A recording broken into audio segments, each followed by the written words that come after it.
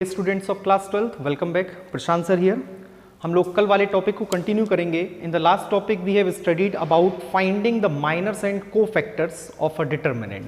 आज उसी टॉपिक को कंटिन्यू करेंगे और हम यहाँ पे एक क्वेश्चन है हमारे पास जिसमें कहा गया है कि find miners and को-फैक्टर्स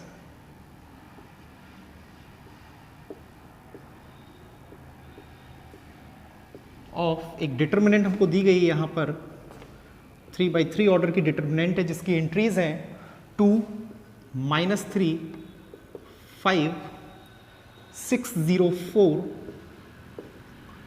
and 1, 5, -7।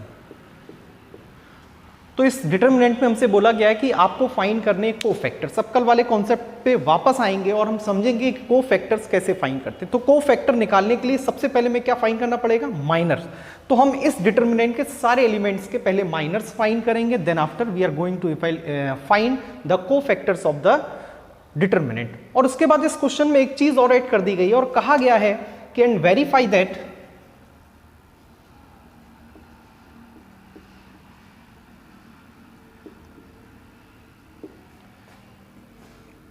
A11 into A capital A 31 plus A12 into capital A32 plus A13 into capital A33 equals to 0। ये जो स्टेटमेंट लिखा है this is very important about determinant. क्या इंपॉर्टेंट है? कल मैंने आपको एक कॉन्सेप्ट बताया था कि any row or any column, if the elements of any row or any column are multiplied with the cofactors of any row or any column, the determinant becomes 0। Line को समझिए, आप डिटरमिनेंट की किसी भी रो के सारे एलिमेंट्स का या किसी भी कॉलम के सारे एलिमेंट्स का, किसी भी रो के सारे एलिमेंट्स का, इधर यू ऑप्ट R1 और R2 और R3 और C1, C2, C3, किसी भी रो या किसी भी कॉलम के सारे एलिमेंट्स का आप किसी भी को-फैक्टर्स के किसी भी रो के को-फैक्टर्स के साथ मल्टीप्लाई करेंगे तो डिटरमिनेंट का रिजल्ट क्या आने वाला है? 0। यहाँ पे हमें ये दिखाना भी है वेरीफाई करके। तो सबसे पहले हम काम करते हैं कि हम निकालेंगे यहाँ पे M11, फिर M12, then M13, then M21, M22, M23, M31, M32 and M33। मैंने बताया था को-फैक्टर निकालने के लिए आपको सबसे पहले क्या फाइंड करना पड़ेगा? माइनर। तो चलिए शुरुआत करते हैं M11 से। तो मैं यहीं पे डिटरमिनेंट में आपको समझाता चलूंगा और यहाँ पे हम लोग इसका माइनर निकालते चलेंगे। तो जब M11 फाइंड करना है तो पोजीशन आपकी है 1, 1। पोजीशन क्या है? 1, 1 यानी पहली रो पहला कॉलम। तो हम 2 का माइनर निकालने जा रहे हैं। तो 2 के सामने वाला कॉलम और 2 के सामने वाली रो डिलीट हो चुकी है और बची हमारे पास 2/2 की डिटरमिनेंट 0, 4, 5, -7। तो हम इसमें मल्टीप्लाई करेंगे, पहले प्रिंसिपल डायगोनल का माइनस ऑफ डायगोनल। तो -7 0 मल्टीप्लाई हुआ 0 हुआ, -20। तो हमारे पास ये आ गया है -20। आई थिंक क्लियर है? क्योंकि जिस एलिमेंट का आप माइनर फाइंड करना चाहते हैं उस एलिमेंट के सामने वाली रो और सामने वाला कॉलम डिलीट हो जाएगा, जो बचेगा वो एक 2/2 की डिटरमिनेंट होगी। And you know how to evaluate the determinant of order 2। तो अब इसी क्रम में मैं यहाँ पे सारी चीजें निकाल दे रहा हूँ। M12 को भी फाइंड कर दे रहा हूँ। M12 का मतलब है पहली रो दूसरा कॉलम। तो ये डिलीट हो गया है, ये डिलीट हो गया। -7 6 -42, -4 -46। अब हम निकालेंगे M13। ये डिलीट हो गया है, ये डिलीट हो गया। 5 6 30 -0, हमारे पास 30 आ गया है। अब हम निकालेंगे M21। M21 मतलब ये एंट्री है, 6 के सामने वाली रो, 6 के सामने वाला कॉलम डिलीट हो चुका है। -7 × -3 + 21 -25 -4। कैलकुलेशन इजी है, आप कर सकते हैं। M22 यहाँ पे निकालने हैं तो इसके सामने वाली रो और इसके सामने वाला कॉलम डिलीट हो गया है। -14 -5 -19। फिर M23 यानी सेकेंड रो थर्ड कॉलम, ये डिलीट हो गया है। सेकेंड रो थर्ड कॉलम ये डिलीट हो गया है। 5 2 10 -3 यानी +3 हो जाएगा। 10 और 3 13 आ चुका है हमारे पास। अब हम आते हैं M31 पे। M31 मतलब 1 का हमें माइनर फाइंड करना है। ये डिलीट हो चुका है, ये डिलीट हो चुका है। 4 × -3 -12 -0 -12। अब हम निकालते हैं M32, ये डिलीट हो चुका है, ये डिलीट हो चुका है, 4 2 8 -30 -22, M33 ये डिलीट 0 माइनस माइनस प्लस 18, यानी हमारे पास 18 आ चुका है। तो it is very easy to calculate the minors of a determinant of order 3। तो हमने यहाँ पे 3 ऑर्डर की माइनर के डिटर्मिनेंट के माइनर्स को फाइंड कर लिया। अब बात करते हैं कोफैक्टर की। तो मैं आपको बता दूं कि कोफैक्टर निकालना, अगर माइनर फाइंड कर लिया तो कोफैक्टर फाइंड करना काफ़ी ईजी है। क्या ईजी है, कैसे करना है? There is a very minute difference between minor and cofactor. क्या है? अगर आपके पास AIJ आपको फाइंड करना है, ध्यान से देखिएगा, if you need to find capital AIJ means if you need to find cofactor of ith row and jth column, तो इसके लिए आपको MIJ फाइंड करना पड़ेगा। सपोज करिए आपका MIJ आ गया x, MIJ की वैल्यू आई है x, और आपको AIJ निकालना है। तो क्या करना है, आप यहाँ पे तो x लिख दीजिए और यहाँ पे एक नया काम करना है, क्या कि -1 की पावर i प्लस j का मल्टीप्लाई कर दीजिए। आपका क्या निकल आएगा? कोफैक्टर। यानी कि हम -1 की पावर जो बनाएंगे वो इसकी पोजीशन बनेगी। अब देखिए, अगर मुझे इसका कोफैक्टर चाहिए, मैं रेड पेन से यहाँ पे कोफैक्टर्स लिखते जा रहा हूँ। 1 + 1 2, -1 की पावर 2 आ रही है, यानी अगर यहाँ पे सम इवन है, अगर सम इवन है तो माइनर ही कोफैक्टर होगा, और सम अगर ऑड है तो साइन चेंज हो जाएगा। 1 + 2 3, ऑड आ रहा है सम, यानी ये 46 प्लस का हो जाएगा।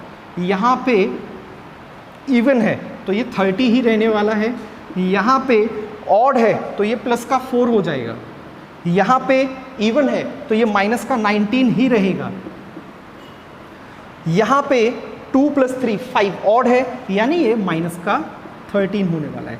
तो the difference between minor and cofactor is only a symbol.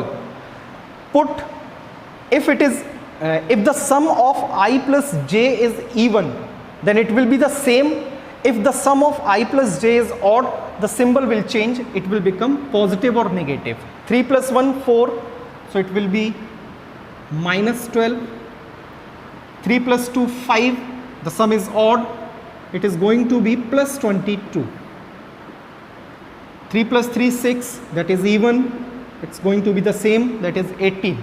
So we have evaluated the cofactors. We have evaluated what? The cofactors. Now we are going to write the cofactors in a determinant of order 3 in the same way. Capital A11, capital A12, capital A13, capital A21, capital A22, capital A23, capital A31, A32, A33. So I am going to write it: -20, 46, 30, +4, -19, -13, -12, +22 and 80। तो यहाँ तक हमने क्या find कर लिया है? यहाँ पर हमने कोफैक्टर की एक डिटर्मिनेंट फाइंड कर लिया। Now the next statement that is given कि शो दैट इनका प्रोडक्ट का सम 0 आने वाला है। तो इसके लिए मैं थोड़ा सा यहाँ पे इसे कैलकुलेट करूँगा, तो इसे रफ कर दे रहा हूँ मैं। I think you all have, you can note it by pausing the video. तो मैं यहाँ पे ये जितने भी माइनर्स और कोफैक्टर्स मैंने निकाले थे, इसे मैं इरेज कर दे रहा हूँ, और डिटर्मिनेंट जो आई है उसे लिखा रहने दे रहा हूँ यहाँ पे। तो बाकी सब चीज़ों को इरेज करते हैं और आगे देखते हैं कि अब इस स्टेटमेंट में मैं वैल्यू यहाँ पे पुट करने वाला हूँ।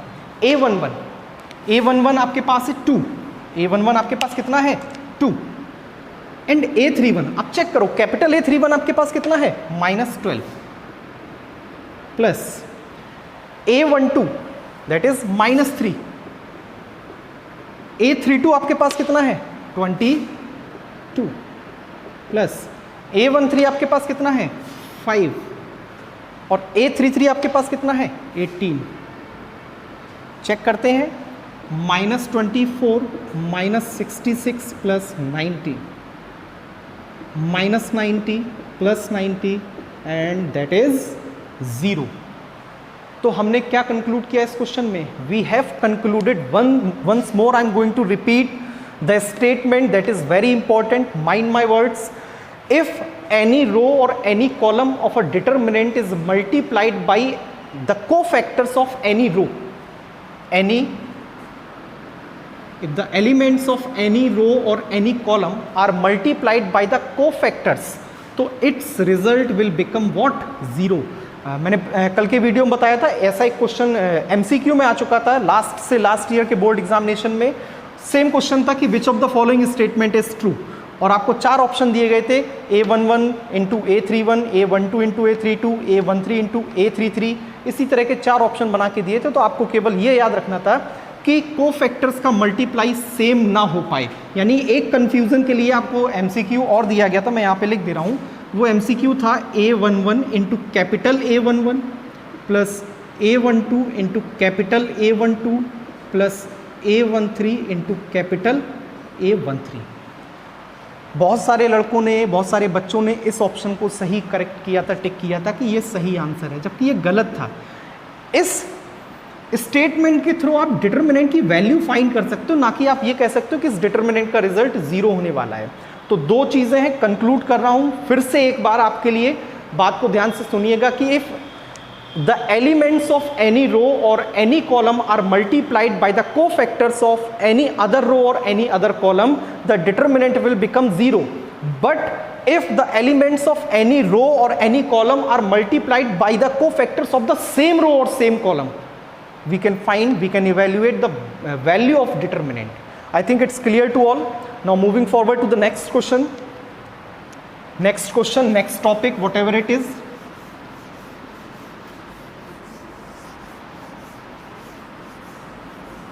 Now the new topic that we are going to learn is adjoint of a matrix. अब हमारे पास जो अगला टॉपिक है वो है adjoint of a matrix. अब आप कहेंगे कि इस डिटरमिनेंट के चैप्टर में मैट्रिक्स का क्या काम है? तो काम इसमें बहुत है. क्या काम है? आपने 3rd चैप्टर में मैट्रिक्स का इन्वर्स फाइंड करना सीखा था बाय यूजिंग एलिमेंट्री रो और एलिमेंट्री कॉलम ट्रांसफॉर्मेशन, जो कि काफ़ी ज़्यादा हेक्टिक हो जाता है उसे फाइंड करना, एलिमेंट्री रो ट्रांसफॉर्मेशन. यानी एक क्वेश्चन में कम से कम 9 से 10 एलिमेंट्री ऑपरेशंस हमें वहाँ पे अप्लाई करने होते हैं. बट अगर हमने एडजॉइंट ऑफ अ मैट्रिक्स सीख लिया, ये एक अलग तरीका है to find the inverse of a matrix by using adjoint of a matrix. उसके पहले हमें क्या पता करना चाहिए? देखिए सारी चीज़ें प्लान्ड हैं. First you need to learn minors and cofactors, then you should know about adjoint of a matrix, then in the 3rd stage we are going to find the inverse of the matrix. तो सबसे पहले देखते हैं adjoint of a matrix क्या है. अब adjoint totally related with cofactors, यानी आपने अगर एक डिटरमिनेंट को तैयार कर लिया है कोफैक्टर्स की, सपोज करिए यहाँ पे आपने कोफैक्टर्स की डिटरमिनेंट को तैयार कर लिया, that is capital A11, capital A12, capital A13. मैं बार बार इस चीज़ को बोल रहा हूँ कैपिटल A, क्योंकि यहाँ पे स्मॉल a का मीनिंग अलग है और कैपिटल A का मीनिंग अलग है. Small a stands for element while capital A stand for what? Cofactors. नहीं मतलब ये मत सोचना कि नहीं चलता है, स्मॉल ए या कैपिटल ए कुछ भी लिख दिया हो जाएगा, गलत हो जाएगा आपका क्वेश्चन. फिर यहाँ पे capital A12, capital A21, 22, 23, then in 3rd row A31, A32, A33. Suppose this is a matrix of cofactors, this is a matrix of cofactors. ये कैपिटल A से आपने रिप्रेजेंट कर दिया. The time when you find the transpose of the matrix, बस यहीं पे statement देखना है. The time you find the transpose of the matrix, जैसे ही आप मैट्रिक्स का ट्रांसपोज करेंगे, जैसे ही आप मैट्रिक्स का ट्रांसपोज करेंगे and you represent it by writing P dash और सम राइट इट लाइक PT, कुछ भी लिख दीजिए, P डैश या PT, both means for transpose of the matrix. और जैसे ही मैंने इस कोफैक्टर की मैट्रिक्स का ट्रांसपोज किया तो क्या होगा? ट्रांसपोज एक वो प्रोसेस है जिसमें rows interchanges with columns, row column के साथ इंटरचेंज हो जाती है. तो first row will become the first column of the matrix A11, A12, A13. मतलब ये जो R1 है दैट विल बिकम C1. ये आपकी R1 है, ये आपकी R2 है और ये आपकी R3 है. तो होता क्या है कि R1 interchanges C1, R2 interchanges in C2, R3 with C3. जो रो है वो कॉलम में बदल जाते हैं. Horizontal lines will become columns, pillars हो जाते हैं जो हॉरिजॉन्टल लाइंस हैं. अब ये सेकेंड रो है, ये किस में कन्वर्ट हो जाएगी? सेकेंड कॉलम में, that is A21, A22, A23, A31, A32 and A33। यहाँ पे A जो मैं बोल रहा हूँ वो कैपिटल है, तो capital A31, capital A32, capital A33। तो यहाँ पे जो आपका निकल के आया है, ये स्टूडेंट्स आपका निकल के आया है एडजॉइंट A। क्या निकल के आया है? Adjoint of the matrix A। तो एडजॉइंट A फिर से शुरू करिए, सबसे पहले निकाला माइनर, फिर कोफैक्टर, कोफैक्टर की मैट्रिक्स का ट्रांसपोज कर दीजिए, एडजॉइंट A निकल के आ गया है, यानी आप एडजॉइंट तक की चीज़ों को क्लियर कर चुके हैं। अब इस एडजॉइंट से रिलेटेड कुछ चीज़ें और हैं। अब सपोज करिए आपके पास 2 ऑर्डर की मैट्रिक्स है, एक 3 ऑर्डर की हो गई है, एक हायर ऑर्डर की है। अब मान लीजिए आपके पास इससे छोटे ऑर्डर की, तो क्या इतनी प्रोसेस को हमें परफॉर्म करना पड़ेगा 2 मार्क्स के क्वेश्चन के लिए? नहीं। अगर आपके पास एक 2 ऑर्डर की मैट्रिक्स और आपको उसका एडजॉइंट चाहिए, तो suppose elements are A11, A12, A21, A22। तो मैं एक यहाँ पे ट्रिक बता रहा हूँ। ट्रिक क्या है कि आपको इस मैट्रिक्स के जो ऑफ डायगोनल्स हैं, कौन से डायगोनल्स? ऑफ डायगोनल्स, इनको आपने इंटरचेंज कर देना है। ऑफ डायगोनल्स को क्या कर देना है? इंटरचेंज। तो कर देते हैं इंटरचेंज, इसको क्या बनेगा देखते हैं। तो ये हमारा हो जाएगा A12 और यहाँ पे A21, और जो प्रिंसिपल डायगोनल है उसमें केवल आपको नेगेटिव साइन यहाँ पे लगा देना है, और ये आपका क्या आ गया है? Adjoint of matrix A। ये मैट्रिक्स A थी and here we have adjoint of A। तो एक 2 ऑर्डर के लिए शॉर्टकट मेथड है। 2 मार्क्स के क्वेश्चन में हम यहाँ पे एडजॉइंट A बड़ी इजीली एक ही लाइन में फाइंड कर सकते हैं without taking so much time for calculation. हम केवल इंटरचेंज करेंगे और इंटरचेंज करने के बाद नेगेटिव साइन यहाँ पे ऐड कर देंगे, लगा देंगे, और हमारे पास ये 2 ऑर्डर की मैट्रिक्स का एडजॉइंट आ चुका है।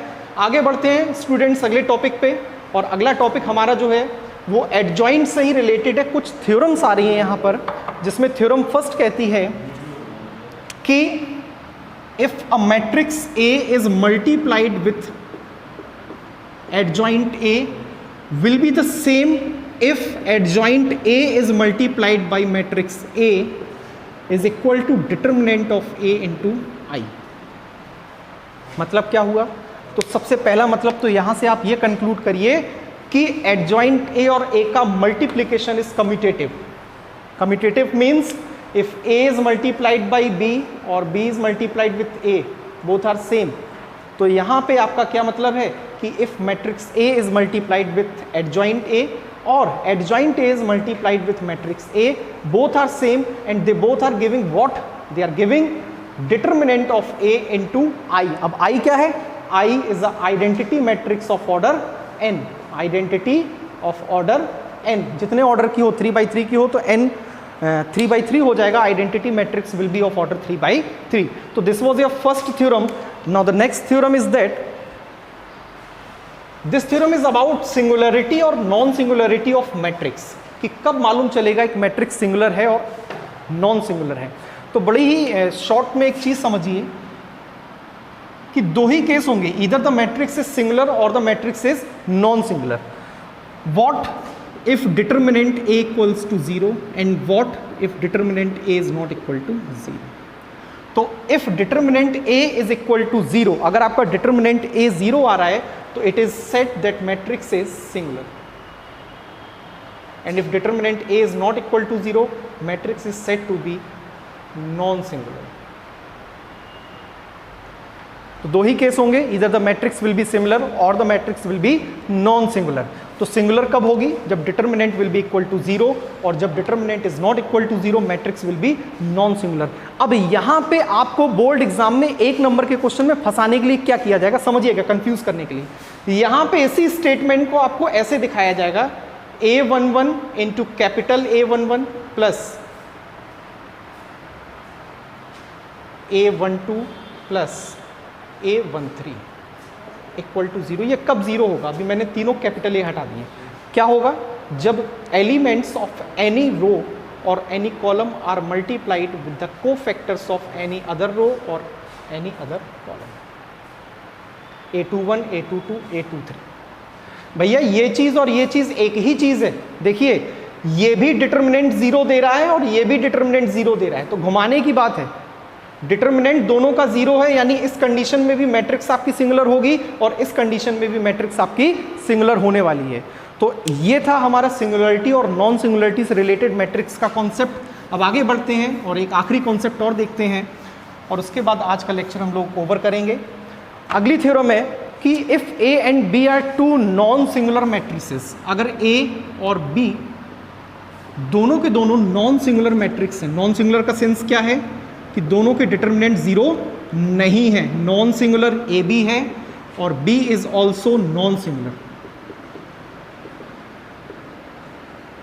तो इसके लिए आपके पास प्रायर इंफॉर्मेशन क्या होगी कि determinant A is not equal to zero and determinant B is also not equal to zero.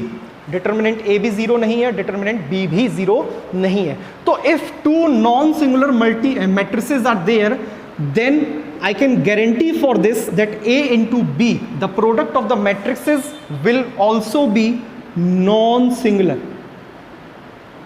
This is a condition for surety कि अगर A और B दो non-singular matrices हैं तो their product is also going to be non-singular.